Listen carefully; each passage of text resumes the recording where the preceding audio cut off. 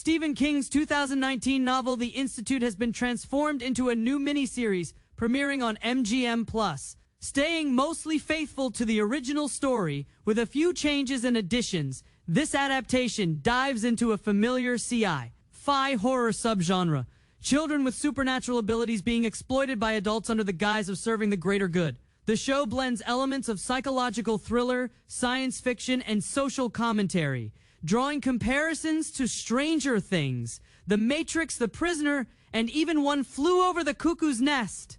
At the heart of the story is 14-year-old Luke Ellis, a highly intelligent boy with emerging telekinetic abilities. Played by Joe Freeman, Luke's quiet brilliance and internal strength make him a compelling lead. One night, his life is turned upside down when he is kidnapped from his home. Upon waking, he finds himself not in his familiar bedroom, but inside a sterile and soulless facility known only as the Institute. This sudden and disorienting transition kicks off the series' dark and mysterious journey.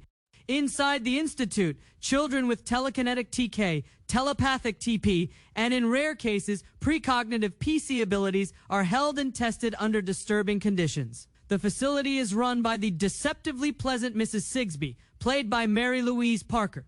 Her cheerful tone and promises of comfort quickly reveal themselves to be hollow, hiding a brutal agenda masked by patriotic language. She claims the children are helping to serve the world, but Luke and viewers know better.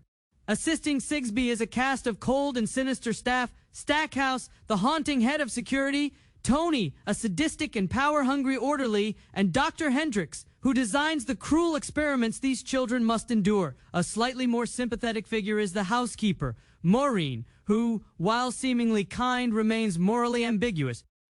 As Luke is introduced to the inner workings of the Institute, he meets fellow captives, Kalisha, who kisses him upon arrival, Iris, Nick, and later, the extraordinarily gifted and young Avery. The children's sense of community forms a subtle rebellion against the system designed to suppress them. The Institute itself is divided into the front hall and the ominous back hall, where children graduate to before mysteriously disappearing. Staff mark the occasion with cake and candles, trying to mask what's clearly a much darker fate.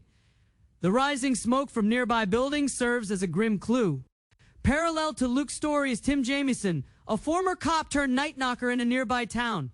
Played by Ben Barnes, Tim is a man running from his past, but drawn into the Institute's orbit when local conspiracy theorist Annie urges him to investigate the mysterious, heavily guarded facility on the hill. He teams up with Officer Wendy Gullickson, bringing a hint of romantic tension, and begins to uncover the truth about what's happening to the children inside.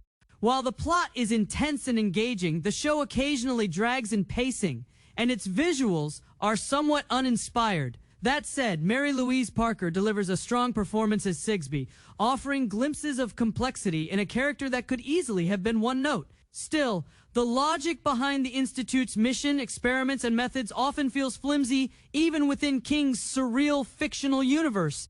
Yet, when viewed as a metaphor rather than a literal story, the Institute holds real weight. It presents a chilling allegory about how society often sacrifices its younger generation, whether through war, politics, or systemic control, for the ambitions and fears of those in power. Luke's journey becomes one of resistance, hope, and reclaiming autonomy. And the show taps into that sense of youthful rebellion against authoritarian structures. In the end, while not perfect in execution, the Institute offers compelling themes, a solid cast, and an unsettling atmosphere. It's a slow-burning psychological thriller that asks uncomfortable questions about how we treat our most vulnerable and what happens when they push back. Thank you for watching.